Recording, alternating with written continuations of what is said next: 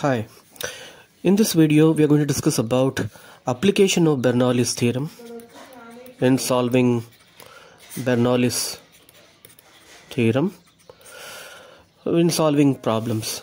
Let us say a aeroplane wing is given to you.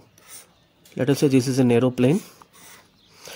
The upper side of the aeroplane is moving with 40 meter per second and the lower side is going with 30 meter per second.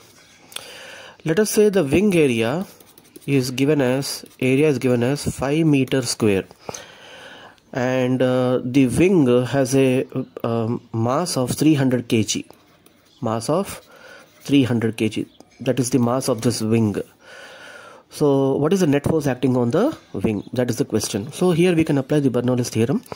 So what basically we do is, between the upper part and the lower part, we apply the Bernoullis equation. P1 plus half rho V1 square is equal to P2 plus half rho V2 square. So we get P1 minus P2 is equal to half into rho into V2 square minus V1 square. So P1 minus P2 is the change in pressure, is equal to half into the density of the air is 1.3, and the velocities are 40 square minus 30 square. So we need to simplify this. 1600 minus 900, 700 half into 1.3 into 700. So this is 1.3 into 7 means 910 divided by 2, it is 455 pascals. Since we know the change in pressure, we can find the force.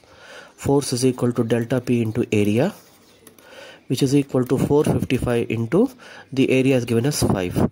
So 5 5s are 25, 27 and 22. So the wing is like this. So 2275 force is acting upward and the weight is acting downward. The weight is 3000 Newton. So what is the net force? 3000 minus 2275, which is 725 Newton. Thank you.